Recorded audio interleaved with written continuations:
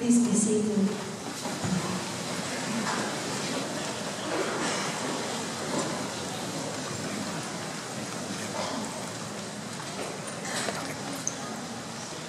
Is a wonderful practice of Filipino Catholics to prepare for the birth of Christ by coming to Mass 9 days, the novena of Masses.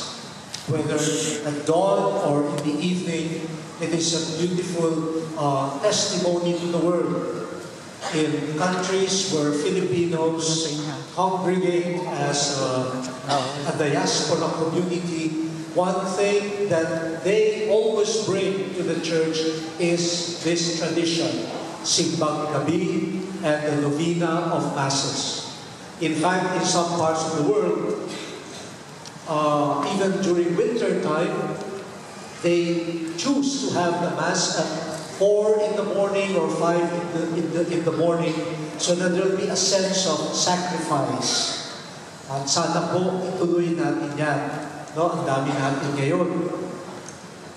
The readings for today alert us to the grim reality that Jesus is not always accepted. Totoo, excited tayo sa pagdating ni Jesus. Pero, tinatanggap ba natin talaga si Jesus? It's not enough to be all hyped up and all excited. Ipapanganak na siya. Yeah, okay yun. Pero it's another thing to ask ourselves, do we accept Him in our lives? Do we put our faith in Him? In fact, we can go to a more fundamental question. When we think of Christmas, is Jesus the one that enters our mind? Pag sinabing Pasko, si Jesus nga ba? Yung iba, Pasko, bonus.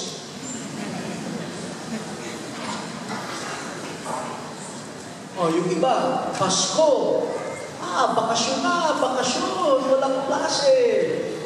Makakatulog ako ng mahaba. Makakalakwatsa ako. This is an important question to ask. Why are we even here at Mass? Is it because of Jesus? Are we really preparing our hearts and our communities to make Jesus the center of our lives? Nung minsan nga, kinuwento ko kanina sa Manila Cathedral, nung minsan, sinabi ko doon sa mga bata sa isang misa, sabi ko, pag binigyan kayo ng ninong ninyo, ninang ng pamasko, sasabihin ninyo, wag po, hindi ko kailangan yan. Sapat na po si Jesus. Mas tinanong ko yung mga bata, sasabihin nyo ba yan sa ninong at nina? Ang lakas ng sagot nila, hindi po. Ayaw nila kay Jesus. Yung Pasko na may Jesus, ayaw. Ano na ang Pasko? Saan natuto ang mga bata ng ganyang Pasko? Kanino ba? Yan. Sa mga matatanda. That's why the readings, especially the Gospel, is realistic but in a disturbing way. Jesus confronts the chief priests and the scribes. Those who knew the Word of God, those who were supposed to have prepared themselves very well through study, through their teaching, they should have prepared themselves for the coming of the Messiah. They were like the second son in the parable. who told the father, "Yes, I will go and work in the vineyard," but did not go. Ang husay magsalita, "Oo, Ama, susunod ako," pero hindi pumunta. Jesus, on the other hand, praises. Ito ang nakakatawa.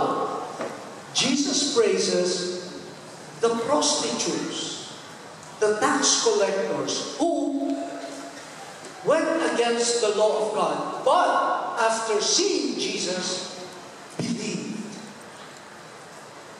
They were like the first son, who at first said, "No, I will not work in your field," but changed his mind. God converted and proceeded to the field. Nandyan ang choice sa atin.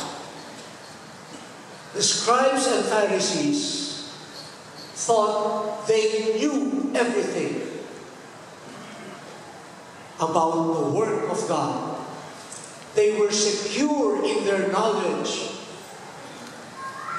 But the sad thing is, when the true Son of God came and did not match their ideas, they rejected him. Who accepted him? Those who acknowledge their sins. Those who humbly admit, we are far from God. We have not obeyed him. We now turn to him. This is a good warning to us. But this is not the first time that Jesus confronts this stubbornness, this pride that makes people blind to Jesus. Ang dami niyang karanasan na ganyan. Yung nagtutulong-tulungan, yung akala nila malapit na sila sa Diyos,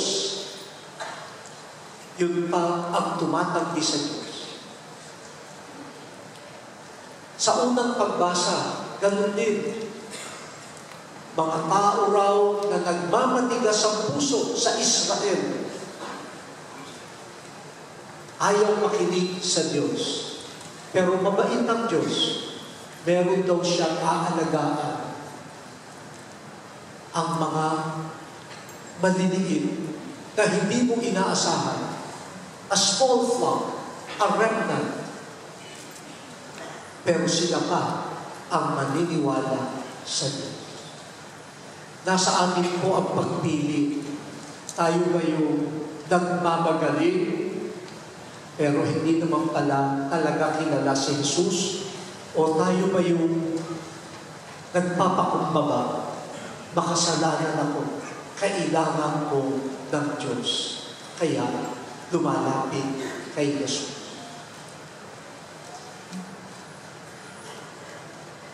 Baka pag-uwi ninyo, pag meron kayong nakita, sabihin nyo, "Oh, saan ka galing sa trabaho?" Ikaw, "Ako, galing ako sa simbahan.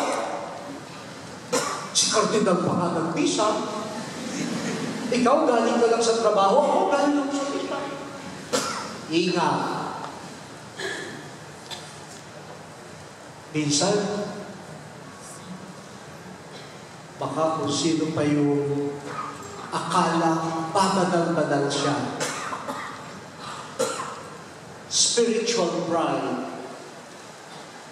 Umuuwi siya. Ang galing-galing ko na, hindi ko na kailangan ng Diyos. Sobrang banal ko, hindi ko na kailangan ng Diyos. Ang Diyos ang nangangailangan sa akin. Pero ako, okay na ako eh. Ganyan ang mga Pariseo at chief priests. They were so secure in their self-made spirituality, there was no more space for Christ to enter. Kaya po, bilang paghahanda sa pagkilala, pagtanggap kay Jesus, magpakumbaba po tayo. Lahat naman tayo ay makasalanan. Lahat tayo dapat nagsasabi, halina Jesus, halina sa buhay ko. Kailangan kita. Marupok ako, kailangan ko ng lakas mo at ng iyong iyan. Who will accept Christ? Those who know they need Christ. Sino ang tatanggap kay Jesus? Yaong naniniwala, kailangan ko si Jesus. Kung ang tingin ko, self-sufficient ako, hindi ko kailangan si Jesus, hindi ko siya tatanggapin. Bakit? Hindi ko naman siya kailangan. Ang mundo po natin ngayon, ang daming pagyayabang, pretensions.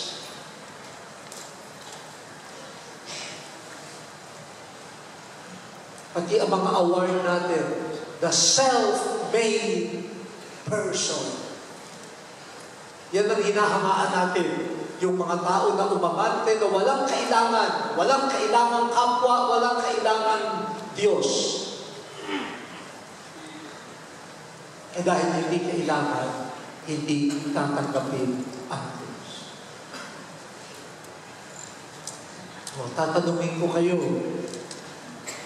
sa Pasko, pag binigyan kayo ng regalo, sasabihin niyo ba, hindi ko kailangan yan. Sapat na si Jesus. Sasabihin niyo ba yan? Tingnan niyo? Talaga. Bulong. Hilahin niya. Nagpapa-impress. Ang hirapan ako, ang hirapan. Teka, talaga bang hindi ko na kailangan yan? Ano ba nga ang kailangan ko? Si Jesus ba? Sapat ka? O iba ka? Pananampalataya. Pananampalataya. Tumahimik po tayo sandali. Harapin si Jesus. Tinatanong niya tayo, kailangan mo ba ako talaga? Tatanggapin mo ba ako? O tatalikuran mo ako?